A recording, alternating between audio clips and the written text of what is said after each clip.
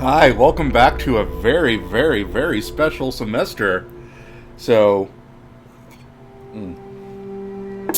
as you know, we're going to online classes this rest of the semester, so we're going to try to figure this out as best we can. So, I'm going to make some video lectures to help you all out.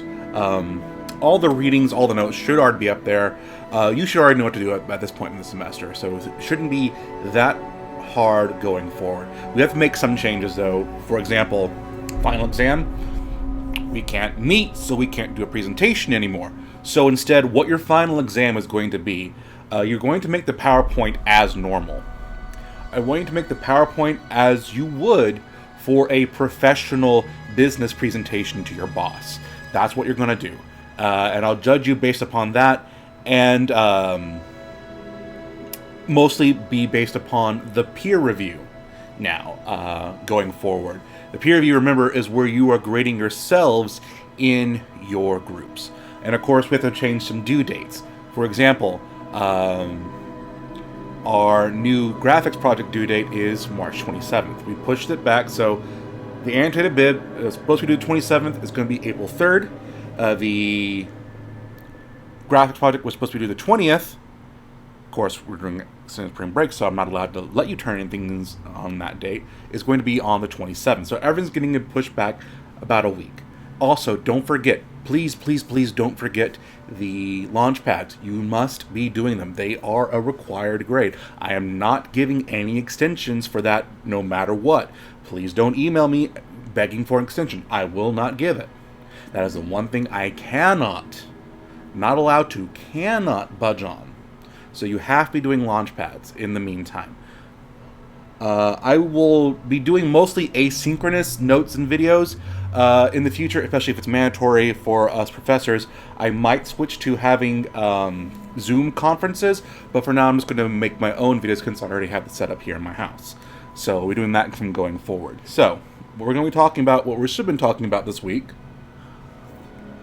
gotta keep awake, is research. That's the next big thing that we need to do going forward. We've already talked about graphics, and the graphics should be what you're focusing on, getting that project in and turned in by the end of the week. So for next week, it's going to be focused on research, finding and vetting sources, and more importantly, the annotated bibliography. And we're going to go over all that in this video. So how you find the databases, the best place to get research from is from the PV homepage, which now has a giant COVID-19, so you can't miss it. Scroll down the very bottom, we're going to click on libraries. From the library homepage, we're going to click on databases A to Z, which, if I'm pointing, there we go, yes. There we go, databases A to Z. This is where we need to go.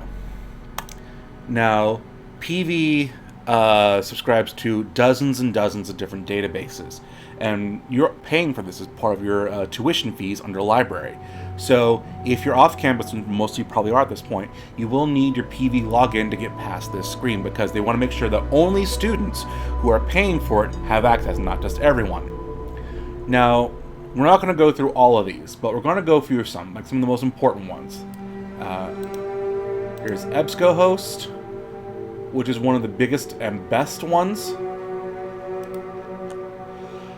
There's Gale, which a lot of students swear by. I've never used it, but it exists. JSTOR.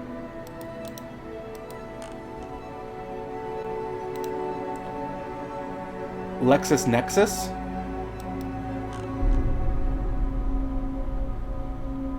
And we'll go through some more in a little bit. But for the most part, see? I'm not on campus anymore, so I need a login, so I'm going to edit this part out. So it's just the same as your PV email and password stuff. That's all you need to do. Now, when you get to the EBSCOhost screen, so what you're going to do is EBSCOhost has a default general information database it's already part of. Academic Search Complete is the default that will always be selected. Now this is multidisciplinary, meaning it has all sorts of different disciplines, majors, fields, and industries, and that it does not have one special niche subject. So what you'll need to do is, knowing what your project's going to be over, knowing what topic, what sort of industry that you're going to be writing about extensively as part of your project, you need to select which of the individual databases actually apply to the subject that you actually want to talk about. Many of you are doing sustainability and environmental stuff, so there are a lot of databases that just do environment and global warming and climate change and things of that nature. But for a lot of you who aren't having anything to do with sustainability, probably won't need any of that. So go through this list and pick the ones that really apply to what you're talking about. You can click select all, but that might slow down your search, and if you have bad internet or everyone's clogging up internet because everyone's quarantining their homes, that could actually be a bad thing. And you might get results that you don't need. So, search spreading. See, it's slowing mine down. If I was just on campus, it would be like that. At least on a landline, not PV's Wi-Fi. We all know what PV's Wi-Fi is. Oh no!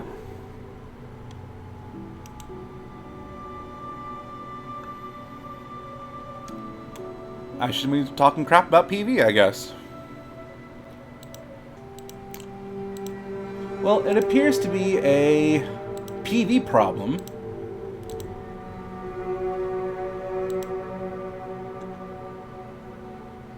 Because now none of them are working. Other websites are. PV is not.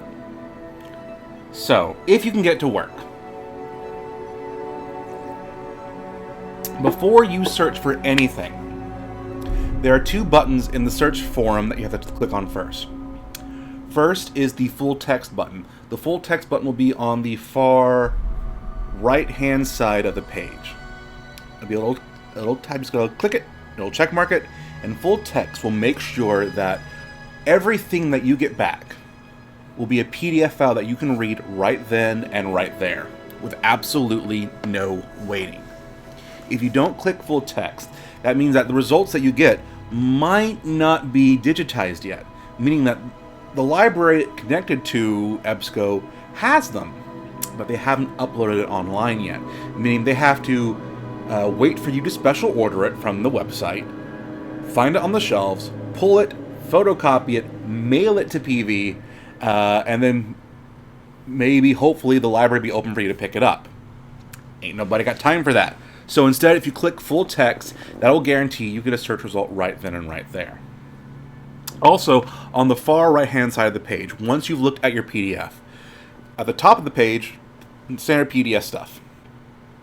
Download button, make sure that you save it to your computer, so even if the internet goes out, you will have access to it immediately. And on the far right-hand side of the page, it'll be a small golden page. Now, if you hover your mouse over it, it will say Cite. Now, that button will pull up all the citations for every single publication style in the world, including APA and MLA format. So all you would need to do is click on Cite, copy and paste your type of citation into the page, and it'll work immediately. All you have to do is basically highlight it and change it to 12-point Times Roman. But that's better than writing the entire thing yourself, though. So work smarter, not harder. Let's get rid of these dead tabs since they're useless. Still can't reach it. Okay. Now, LexisNexis is another good one, if it's working. LexisNexis is all about business journals, which is heavily applicable since you're running a fictional business. Hopefully, when these work, eventually, for you, I hope, very soon, you'll be able to search for it. Now, let's say it never comes back. There is something else you can do. If you go to, scholar.google.com. Google Scholar is Google, because they're a worldwide, giant, world-owning corporation that wants to rule everything, and basically monopoly. They're getting their hands in a bunch of different pies. including academic databases. So Google has their own scholarly journal database. Now you'll notice there's actually two buttons right here, articles and case law. If you click on case law, you have options between federal courts and state courts. What this does is it actually brings up all the public, non-classified court documents for whatever topic you want to talk about. Let's talk about, you want to talk about marijuana. Not marijuana.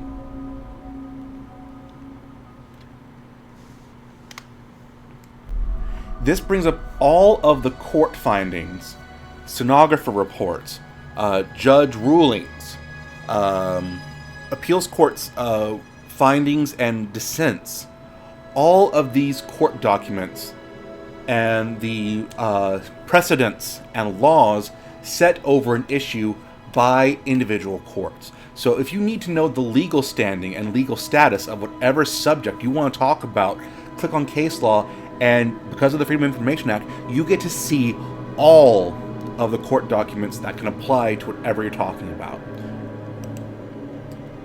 But articles is a normal scholarly database. Let's say you want to talk about sustainability.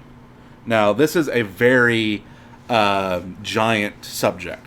If we did just sustainability, we're going to get back a lot of results that we don't need. So we need to think about sustainability and what. Make sure that you make your search queries as specific as possible. You don't want them to be too vague or obtuse, because you might get too many results back. If you make them too narrow and specific, you might get no results back. So make sure that you know exactly what you want to talk about. Now, the problem with Google Scholar is that you're not paying for it. So you might get some samples that you can use. You might get some PDFs that you can read fully. You also might just get some a paywall that says, hey, pay for us and we'll let you read the full thing. Like, this is a sample of a textbook talking about it. We actually get a good chunk, because all the things in blue are actually pages that we can read. We don't get all of it, but we get a small chunk of it. Same with this one. We have substantially less of this book than anything else. Here we have the full PDF. So this is the, we got lucky. This is a full book that we can read for free. This one just gives us the abstract and tells us to purchase it. Another one, we got lucky. We can read the full thing. So it is a bit of a crapshoot depending on what you get and what you're searching for as far as your subjects. Now I gotta talk about the elephant in the room. Wikipedia. Now, by now, you should know, your professors have told you to never, ever, ever use Wikipedia. That's because, even though most scholars say it's more accurate than not, and actually has a lot of credibility because of all the editing teams, because anyone can edit files to say whatever the heck they want to say, can't trust it. At any given day, anyone can deface and vandalize a Wikipedia article, and because of that risk, we are not allowed to let you use these in academic essays for a class. You shouldn't hit on it completely, though. There are some good uses for Wikipedia. For example, if you have no idea what the hell your subject is, you can get a nice brief background information over the subject just by reading the Wikipedia article. You should never quote it or cite it directly anywhere in your paper, but you can glance at it to get a good idea. And if your ideas are too broad, you can look at the content section and see exactly how it breaks down. That way you know how to break down your ideas to a more specific topic for your papers. There's also one other, even more important way to use Wikipedia. If we go down to the references section, anything over here that's in blue is a web link that you can click. And anything that has one of these Adobe Acrobat symbols is a PDF that you can download. And sometimes you actually get full academic journals from Wikipedia. Sometimes you might get some dead links, but more often than not, you actually get the full source. This is a normal web page. It's not anything academic, but, you know, it's something. This is a newspaper article, and yeah, newspaper articles are not scholastic sources. However, thankfully, for tech writing and business writing, you are not being shoehorned into only using academic sources. As long as they are, you know, from a reliable source, you can use it in your paper. Here's a government document. Government documents are a great way to get numbers and statistics that you might use for research purposes and for laws. Another full source. Oh, that one's dead. This one doesn't want... Oh, come on, you can make it. There we go. United Nations. Hey, that's a really credible source, I would think, for anything about climate change and sustainability. And another United Nations report. So, while you should never, ever, ever use Wikipedia by itself, you shouldn't hate on it completely. Use it smartly. Oh, what the hell did I just do? Oh. Make sure that you have enough information to back up the things that you say. Even in a business report, we can't just take your word for it. You have to have concrete numbers and evidence to back up your findings. And there are real-world numbers to find for growth, cost predictions, timetables, and things of that nature. Even if it's just something as small as the exigence for your purpose, that needs to be researched to make sure that you establish presence and the need for your project. So work smarter, not harder. The last thing I want to talk about is what's due on April 3rd, the annotated bibliography. You should have your sources by next week. And what I want you to do with them, let's say, find me 5 sources that you want to use in your paper, or that you're planning on using. And before you even get there, no, they're not set in stone. If you end up not using them or changing things at last minute, that's fine. I'm not going to make you do another annotated bibliography. This is just for you to get your ideas already going and set down on paper so you have a clear understanding of what you need to do and how you want to write it. So an annotated bibliography is very, very simple. You only need 2 things. For each source, you're going to give me the works cited entry as it would appear in the reference page of your paper, and a paragraph or 2 for each source. These paragraphs talk about 2 important things. 1, what is that source about? 2, why did you choose that source? How is that source helping you write your paper? Just the way I know that you're actually thinking about it, you're not just throwing quotes at your paper like a dartboard and hoping they stick. That's not how you do it. I actually want you to think about why are you using this source and why you chose it. Do this 5 times, easy 100. So that's what we're looking at in the next 2 weeks. Finishing up the graphics project, which you should know by now, and hopefully you have a clear understanding.